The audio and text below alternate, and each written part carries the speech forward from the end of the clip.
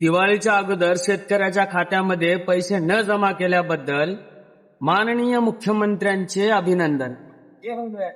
असाच आमच्या शेतकऱ्यांच्या घरावरती नांगर फिरवीत राहा.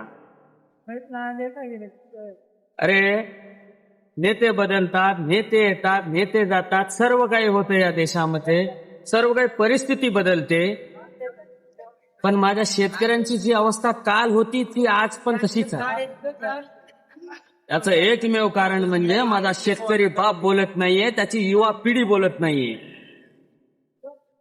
अरे तुम्हाला जर खरी आपल्या घरची परिस्थिती जाणीव करून घ्यायचा आहे, माहिती करून घ्यायचा आहे, तर आपल्या बापाला या दिवाळीमध्ये घरी आल्यानंतर एकांतमध्ये बसून विचारा की बाबा तुम्ही यंदा किती कमावले. तर बाप तुम्हाला सांगेल की तू यावर्षी काय काय गमावलंय त्यानं. अरे किती कर्जा काढून तुम्हाला कपडे घेतले, कोण्या सावकार समोर मान खाली घालून घरामध्ये दिवाळीचा बाजार भरलाय, आणि किती रुपये शेकड्यानं व्याजानं पैसे काढून तुमच्या आज आता दिवाळीनंतर शाळा जाता तुमच्या शाळेची फीस बांधणार आहे तू.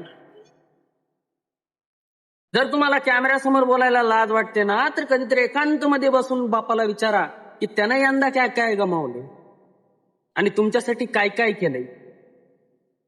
शेतकऱ्याच्या पोरांनो बोलायला शिका रे. जर आपण आज नाही बोललो तर जे काल चालू होतं ते आज चालूच राहणार आहे. अशीच खोटी आश्वासनं भेटणार आहेत, असाच खोटा दिलासा आपणाला भेटणार आहे. आणि जर आपण आज बोललो तर उद्याची परिस्थिती बदलेल. फक्त आपणाला बोलायची गरज आहे, आपणाला एकजूटपणा दाखवायची गरज आहे. अरे युवा पिढींची ताकद दाखवायचं आहे आपणाला. फक्त आपणाला अन्यायाविरुद्ध आवाज उचलायचा आहे.